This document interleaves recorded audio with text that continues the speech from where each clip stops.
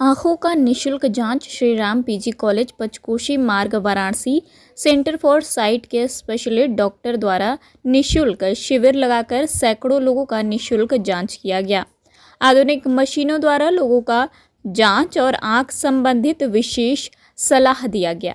इस शिविर में सामाजिक संगठन संरचना अनाथालय के प्रबंधक विकास मौर्य ने बताया कि गरीबों की मदद करने से रचना अनाथालय के द्वारा जागरूकता अभियान चलाकर लोगों में उत्साह जगाया गया। डॉक्टर्स ने परिजनों को सलाह देते हुए कहा कि 2 साल से छोटे बच्चों को फ़ोन, लैपटॉप, टीवी जैसी डिवाइस से दूर रखें और बच्चों को कम से कम स्क्रीन पर समय बिताने का मौका दें, जिससे उनकी आंखों पर बुरा असर ना पड़े।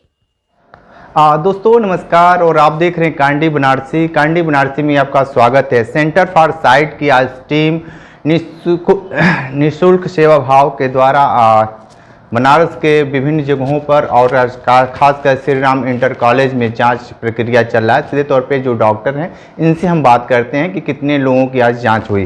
सर अपना नाम बता दीजिए। नमस्कार जी, मैं डॉक्टर अमित हूँ centre for site eye hospital से। और आज हमें मौका प्राप्त हुआ श्री राम कॉलेज में कैंप करने का। बेसिकली हम अवेयरनेस कैंप, आई अवेयरनेस कैंप रेगुलर लगाते रहते हैं वाराणसी के विभिन्न स्थानों पे। हम सेंटर फॉर साइट से हैं जो कि एक कॉरपोरेट है और देश में 80 हॉस्पिटल हैं हमारे, जो डॉक्टर महिपाल सिंह सचदेवा द्वारा स्थापित है। 96 में दिल्ली में स्थापित हुआ था और उन्हीं के बताए हुए रास्तों पे हम चल रहे हैं और अवेयरनेस का काम कर रहे हैं फ्री चेकअप कैंप के माध्यम से। जागरूकता अभियान आप चला रहे हैं। एक बात बताइए कि पहली प्राथमिकता क्या होनी चाहिए जब किसी के आंखों में दिक्कत हो तो? सबसे पहली प्राथमिकता तो ये होनी चाहिए कि उसको ये पता होना चाहिए कि यदि मुझे कोई दिक्कत है तो मुझे डॉक्टर के पास जाना है। होम रेमेडीज़ को कम करनी चाहिए। मतलब कि हमने घर में क्या किया कि किसी ने मेडिकल से लाके दवाई डाल ली, किसी ने बोल दिया कि ये कर लो, वो कर लो, शहद डाल लो। ये सारी चीज़ें नहीं करनी चाहिए। हमें एक प्रोफेशनल डॉक्टर से मिलना चाहिए, उनको दिखा के उनके देखने के बाद ही जो मेडिसिन प्रिस्क्राइब कर रहे हैं वो एटलीस्ट वो डालिए। गर्मी का समय चल रहा है, इस समय जिस तरीके से लगातार बीमारियां पांव पसारती हैं और खासकर धूप में बहुत सारे लोगों को परेशानी का भी सामना करना पड़ता है, उसके लिए क्या करना पड़ेगा लोगों को, चाहे युवा हों चाहे युवतियाँ हों? देखिए, सबसे पहली बात है कि आप यदि धूप के टाइम में कम निकलें वो बेहतर है। कम निकला नहीं जा सकता, इसलिए आपको एक गॉगल लगा के रखना होगा। ब्लैक गॉगल या पोलराइज ग्लास लगा के रखने होंगे। घर में कुछ आई ड्रॉप रखनी होंगी जो आप सुबह शाम या किसी भी टाइम डाल सकते हैं। और एक आई मास्क आता है जो आपको कूल प्रोवाइड करता है। कूल आई मास्क करके मास्क आते हैं, वो आप लगा के रख सकते हैं या फेस कवर करके रख सकते हैं। यही सारी चीज़ें कर सकते हैं।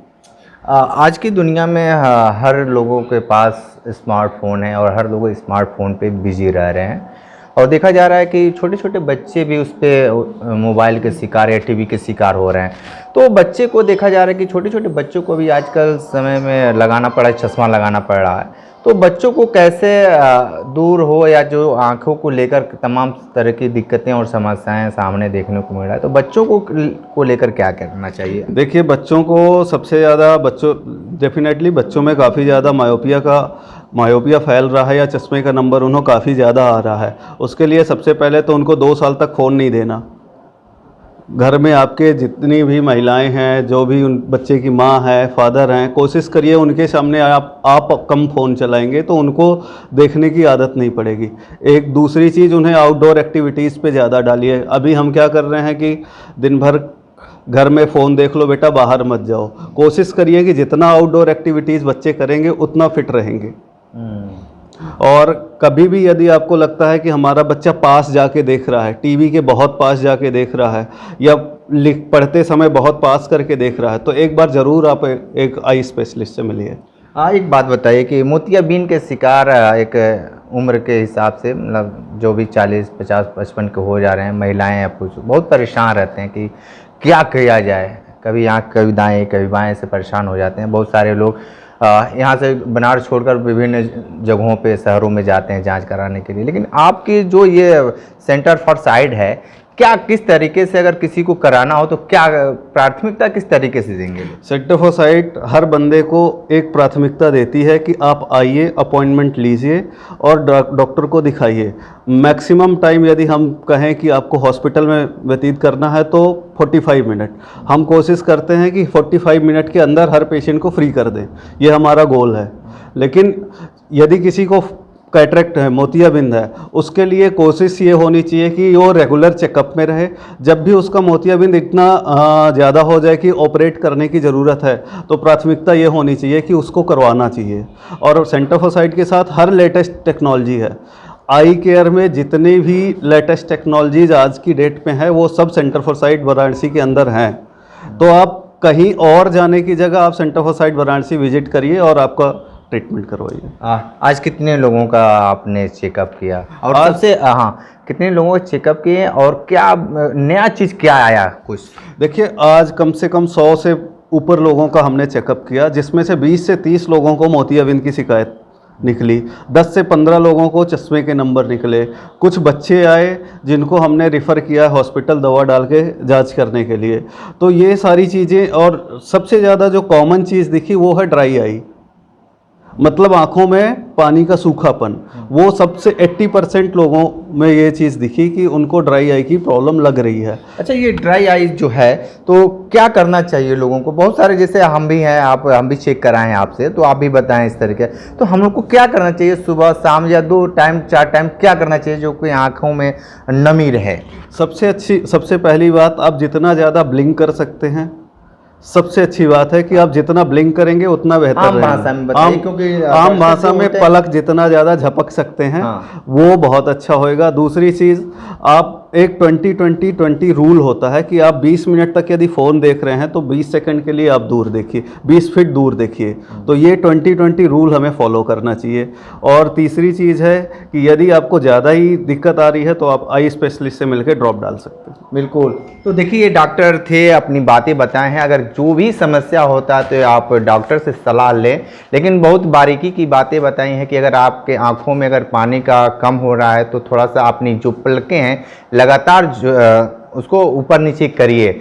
और भी एक चीज़ इन्होंने बताया कि अगर फ़ोन देखते हैं तो जितना मिनट आप फ़ोन देखते हैं उतना दूर बाहर भी देखा करिए। लेकिन आमतौर पे लोगों को पता नहीं होता, लेकिन इन्होंने जिस तरीके से अपनी बातें बताएं हैं, बेहद लोगों को जानकारी के लिए बताएं। स्कूल में निःशुल्क जांच शिविर लगा था, कितने लोग आए थे, क्या कहेंगे इसके लिए? 100 से ज़्यादा ही आए थे। हम लोग का तो हमेशा सोच है कि सामाजिक सेवा होता रहे, कुछ न कुछ हमेशा कुछ होता चलता रहे। अब इस धूप के कारण से कम है ना, तो बहुत ज़्यादा तादाद में लोग आते हैं।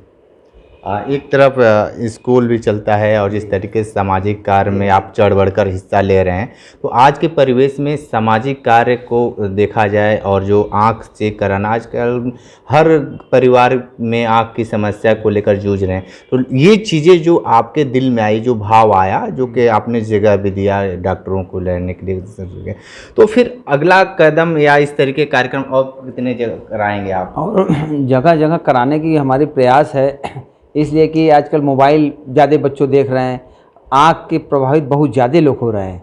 ये बहुत ज़रूरी है, शरीर में सबसे ज़रूरी अंग आँख है। आँख नहीं है तो कोई काम नहीं हो पाएगा। ये कराना बहुत अनिवार्य है समाज में। डॉक्टरों को लेकर क्या कहेंगे? डॉक्टर अच्छे हैं, लोग का व्यवहार अच्छा है। डॉक्टर अच्छे होते तो मरीजों का तो ऐसे ही ज़्यादा बीमारी ठीक हो जाती है। आप भी चेक कराए हैं, क्या पता चला? बहुत बढ़िया डॉक्टर, बहुत बढ़िया थे ये लोग। व्यवहार अच्छा होता है तो मरीज का वैसे ही आधा बीमारी वैसे ही दूर हो जाती है।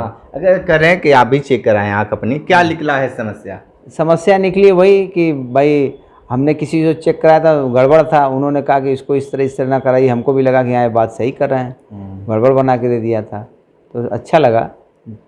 चेक भी काम भी अच्छा कर रहे लोग, अनुभव अच्छा था। हम लोग राम रतन फाउंडेशन के हम अध्यक्ष हैं। हम लोग का ये सोशल काम कि समाज के प्रति हम हमेशा सोचते हैं, बहुत ज़्यादा फ़ोटो के चक्कर में नहीं पड़ते हैं।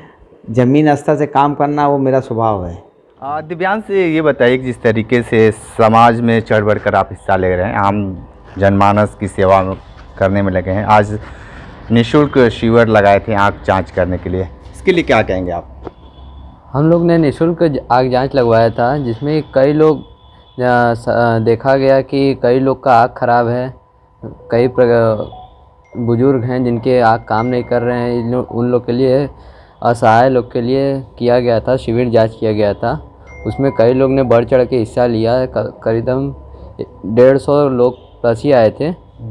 सब लोग आए, डॉक्टर भी आए थे, उन्होंने सारा कुछ बताया उन लोग को और सेंटर केयर पे जाके इलाज कराने के लिए बताया गया। आज के समय में जिस तरीके से एक युवा के तौर पे आप जो समाज के लिए बहुत बड़े आईना का काम करें, इसके लिए क्या कहेंगे?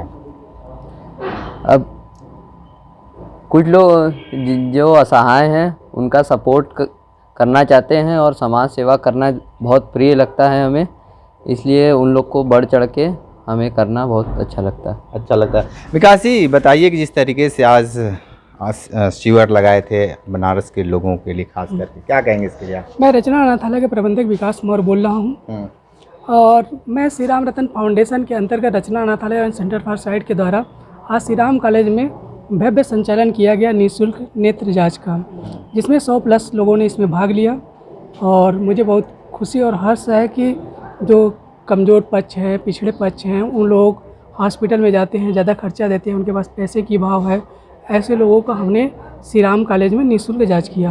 हम जहाँ तक बता सकते हैं, श्री राम रतन फाउंडेशन के प्रबंधक डायरेक्टर श्री महेंद्र जायसवाल जी सर के सहयोग से आज हम बड़े स्तर पे इस चीज़ को संचालित कर रहे हैं।